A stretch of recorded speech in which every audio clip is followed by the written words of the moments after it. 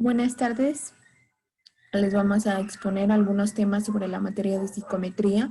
Mi nombre es Lizeth Zaragoza y mi equipo de exposición está conformado por Juan Berros, Paola Remigio y, como lo dije, su servidora Lizeth Zaragoza. El primer tema que les vamos a explicar es sobre la clasificación de medidas fisiológicas. De acuerdo a la clasificación de Carrobles y Vuela en 1997, a los sistemas biológicos del cual dependen la totalidad de respuestas del organismo bajo el control directo e indirecto del sistema nervioso y siguiendo una secuencia, las cuales son la captación, transformación, ampliación, registro, análisis e interpretación de la señal. Esto se clasifica en sistema nervioso autónomo, el cual también tiene subdivisiones. Está en primer lugar la actividad cardiovascular. Su función específica es el bombeo y la distribución de la sangre por todo el organismo. En su evolución, las medidas más utilizadas son la tasa cardíaca. Este se utiliza para obtener un electrocardiograma de tensión directa de los cambios potenciales de acción eléctricos que acompañan la actividad del corazón. Es una detención directa de los cambios de volumen que tiene lugar con cada latido del organismo de los órganos periféricos.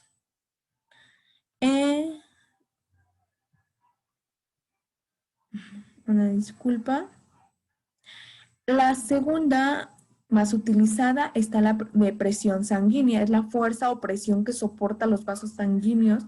Se registra a través de medidas discontinuas con el estigmonómetro.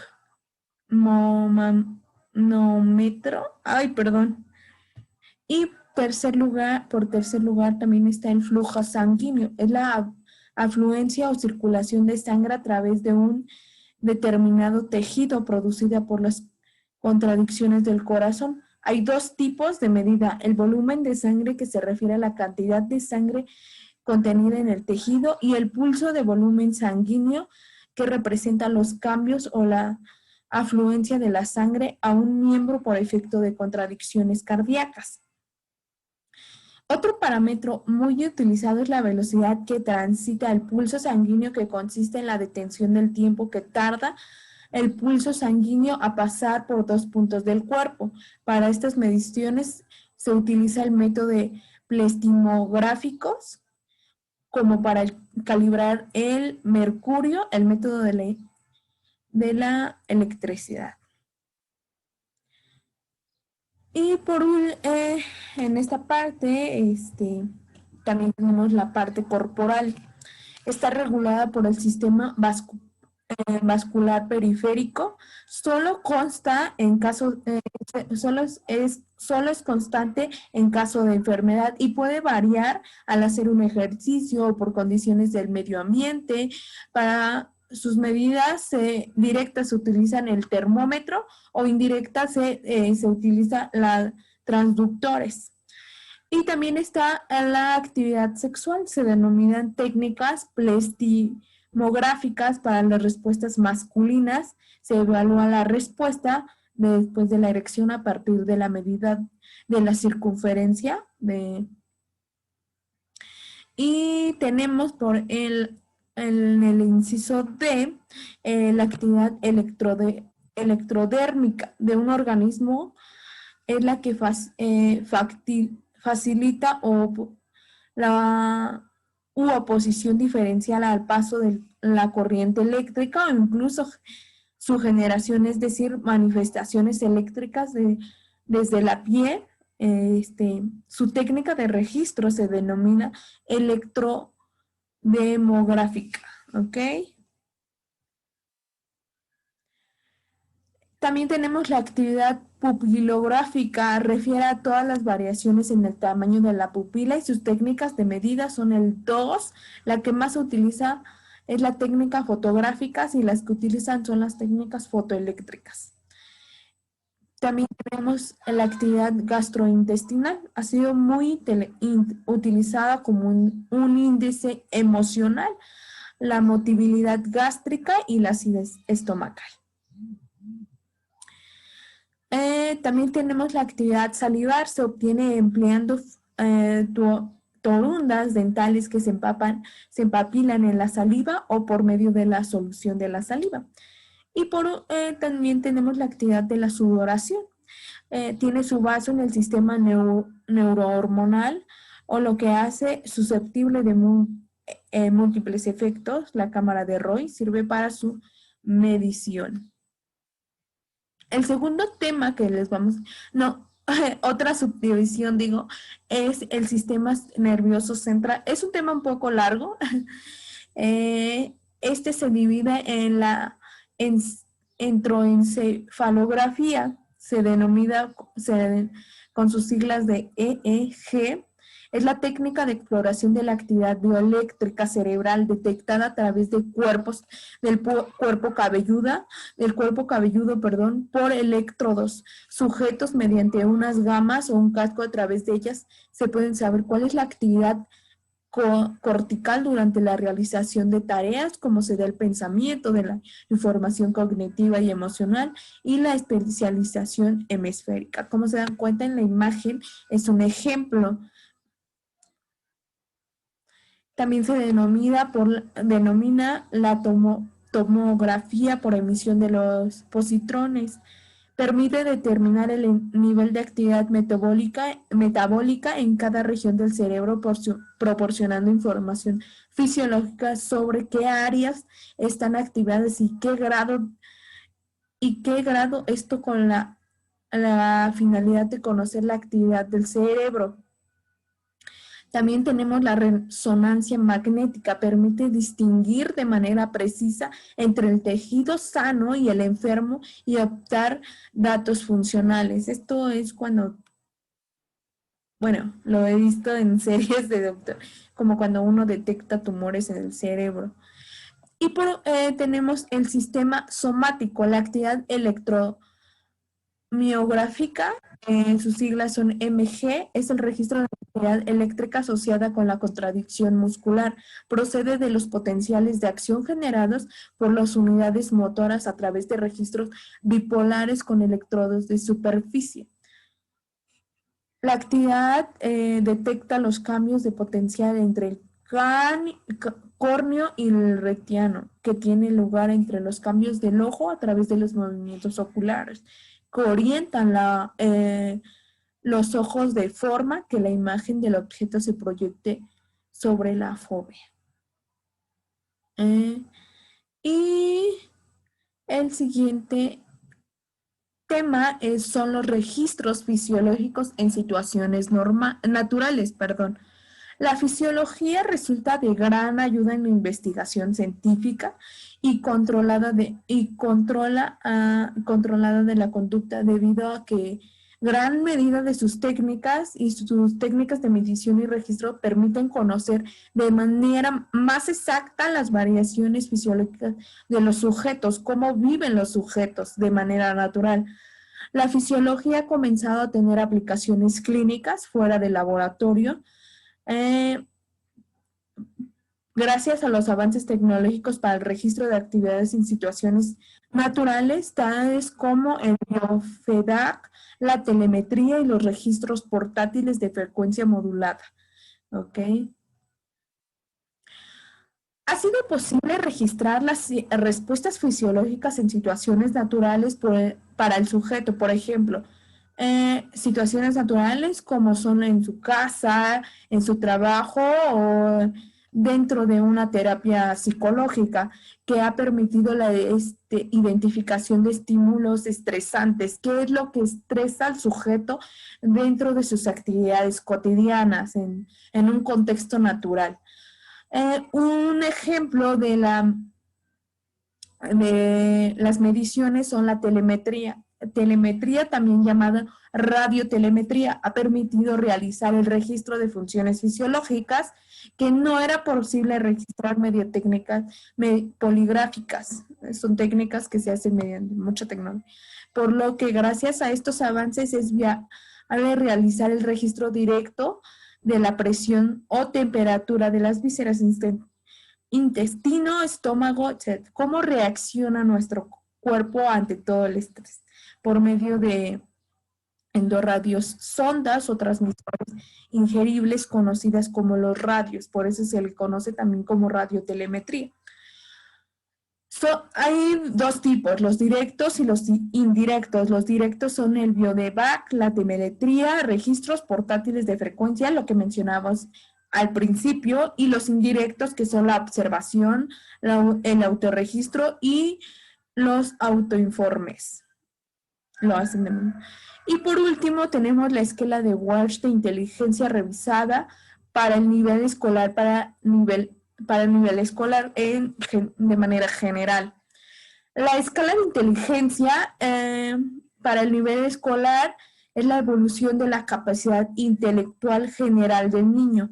Da información del funcionamiento en áreas como la comprensión verbal, razonamiento perceptivo, memoria de trabajo y la velocidad del procesamiento. El autor quien inició la escala de Walsh fue Walsh en 1980, revisada para el nivel escolar.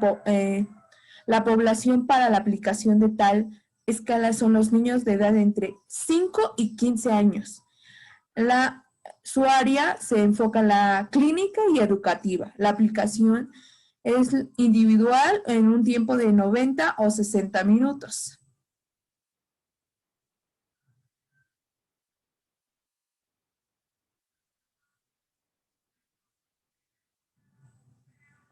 Pausar grabación y tener grabación.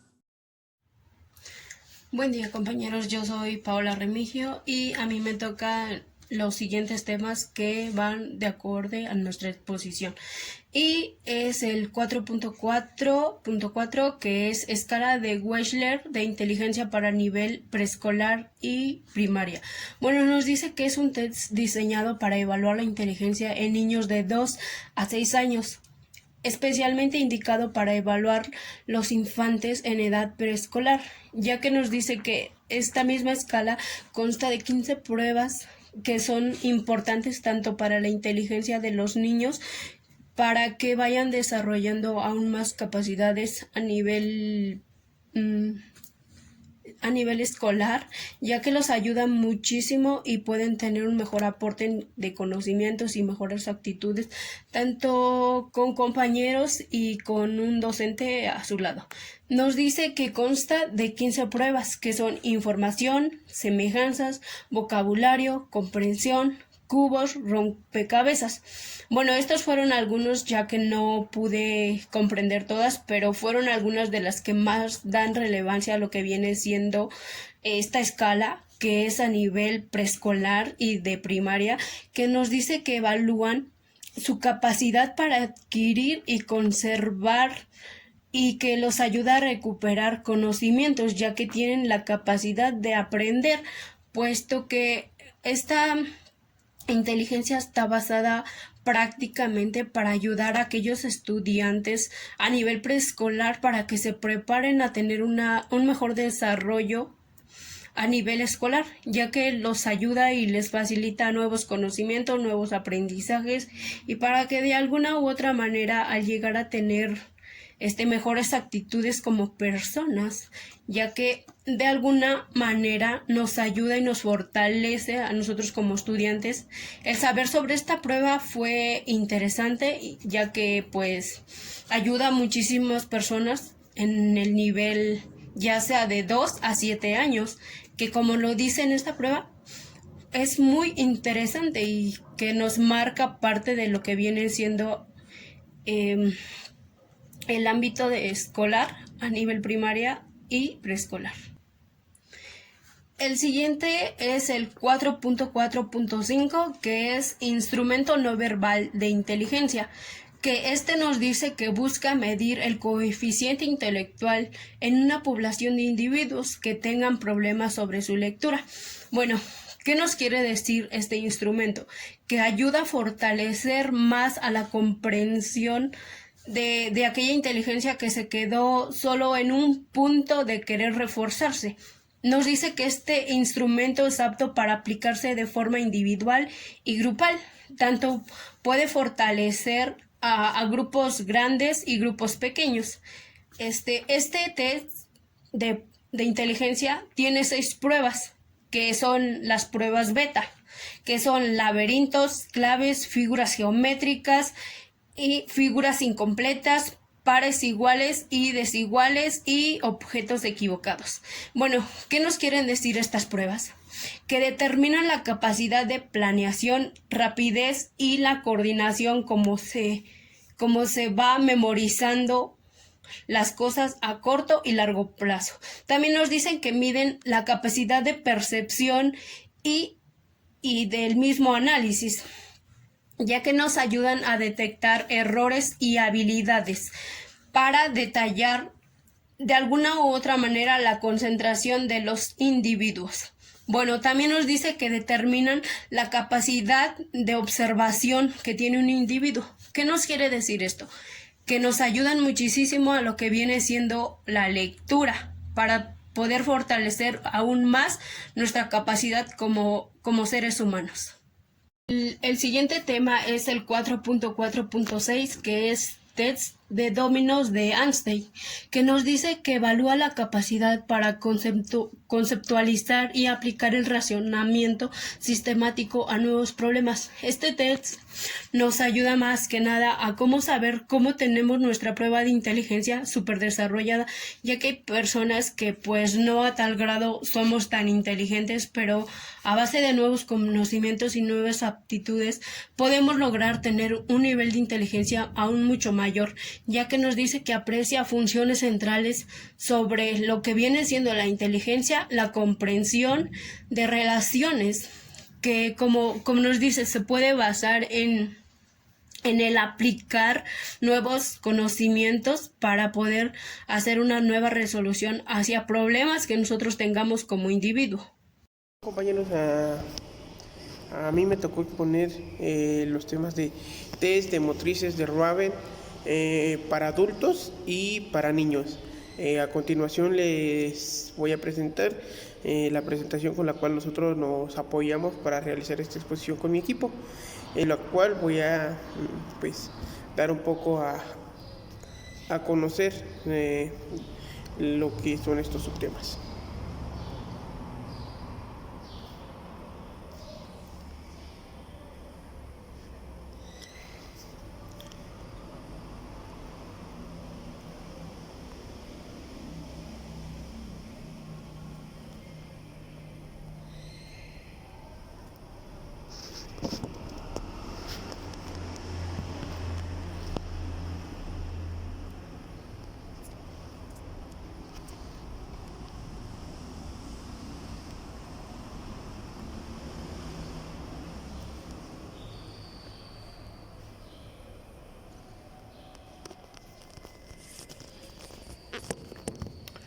Muy bien, 4.4.7, test de motrices progresivas de Raven para adultos. Aquí podemos encontrar unos autores, por ejemplo Spearman en 1904 propuso analizar habilidades del hombre a través de 2 factores. Él se basaba en 2 factores que son denominantes. Él lo llamaba el factor G y el factor E. El factor G nos dice que hace referencia a todas las habilidades todas las habilidades tienen un factor general o común. Todas las habilidades que poseemos tienen algún factor que las hace predominar, y el factor E nos hace referencia a que muestra aquello específico en cada una de las habilidades. Igualmente todas las habilidades están integradas por ambos factores, prevaleciendo uno sobre otro dependiendo de los casos. Entonces, en todas nuestras habilidades están los 2 factores, pero siempre en cada una de ellas se desempeña más, ya sea el factor G o el factor E, así nos lo dice este autor, que es Spearman.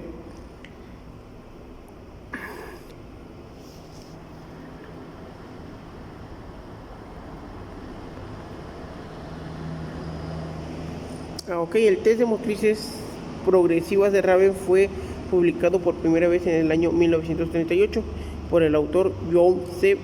Raven, que fue un alumno de psicología inglés del psicólogo inglés Charles Sparman, o sea que era discípulo o estudiante del autor anterior que propone los dos factores, cuya obra estuvo inspirada en Galton y Wundt.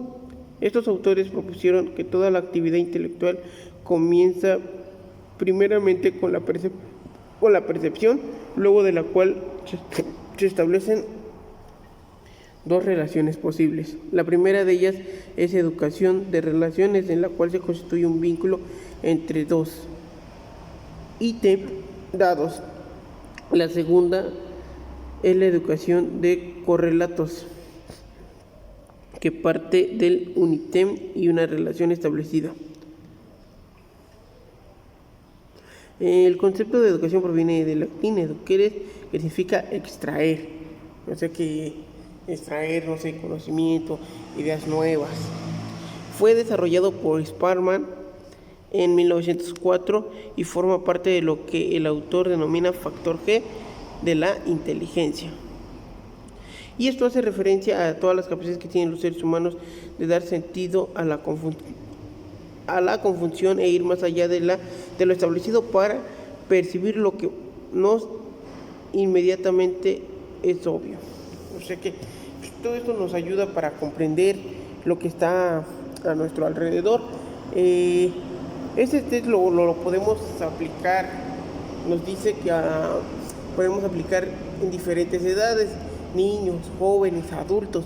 Es el mismo, parecido al procedimiento, no cambia mucho, solo cambia un poco la complejidad que hay entre el test que se va a aplicar para niños, el test que se va a aplicar para jóvenes y el test que se va a aplicar para adultos. Es un poco más complejo y aún así, a como vas avanzando de nivel durante la aplicación, va subiendo su complejidad.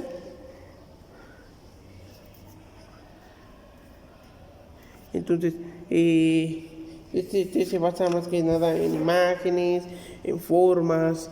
Muchos dicen, no, pues es que solo es armar rompecabezas, no, es que solo son figuritas. Muchas personas lo piensan así, pero pues no, todo esto de las imágenes que se aplican, pues tienen un significado o algo que se tiene que hacer en común. Y pues esto sirve para medir el coeficiente intelectual de las personas. A como va pasando el tiempo, pues obviamente las personas mayores les van a fallar ya algunas actividades, pues ya su razonamiento ya no es el mismo, ya no funciona como tal. Entonces a como pasa el tiempo, pues las personas van decayendo. Hay actividades que sirven para fortalecer la memoria, pero pues hay que llevarlas a la práctica para poder llevar una memoria sana. Nuestra mente pues esté funcionando, pero si se deja de ejercitar nuestra mente, pues puede decaer. Entonces pues este test en personas adultas sirve para eso, para ver cómo está su memoria, cómo está su coeficiente intelectual, cuáles son las habilidades que aún tiene, qué está fallando y todo eso. Muy bien, el próximo tema es el 4.48, que es el test de motrices progresivas de Raven para niños. Nos dice que para medir el coeficiente intelectual existen muchísimos de ellos, pero para los niños también es este test de motrices progresivas. Esto es un examen sencillo que utiliza láminas de imágenes aptas para todas las edades, como le comentaba en el test que se aplica para los adultos, igual para los menores, pero se van adaptando de acuerdo a la edad.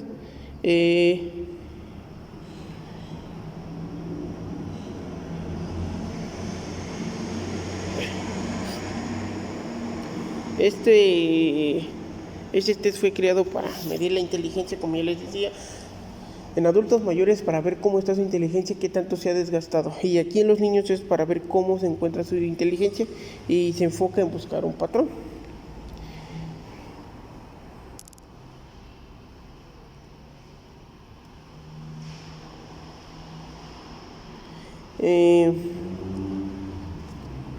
Este test contiene un total de 60 placas.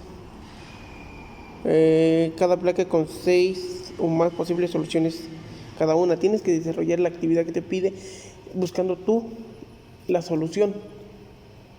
Lo que tú encuentres nos dice que puede haber 6 tipos de soluciones diferentes, las cuales te van a llevar al mismo resultado, digámoslo así, pero en unas ocasiones alguna de las soluciones te puede fallar un poquito y te lleva a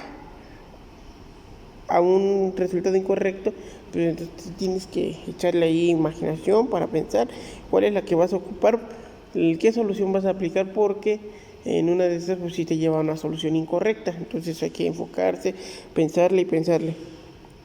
Este test no lleva más que el tiempo estimado de 45 minutos para que ya sea un niño o un adulto lo puedan desarrollar mediante las fichas. Entonces no lleva mucho tiempo, 45 minutos, ya sea la persona que sea. Y entonces, como decíamos, este test evalúa las capacidades de razonamiento lógico de cada uno de los sujetos, ya sea niño, joven o adulto.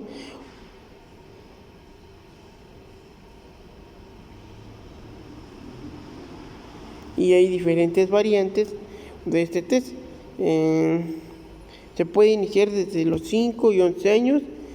Y ahí se aplican, no sé, fichas con colores y todo eso. Y entonces desde ahí se empieza a ver la inteligencia, qué es lo que está pasando, si el niño está un poco retrasado, cómo hay que apoyarlo, y pues en todo esto se tiene que checar. Entonces son muy útiles estas herramientas para, como bien lo dice, medir inteligencia, y pues deberíamos de apoyarnos de ellas porque pues son de gran utilidad,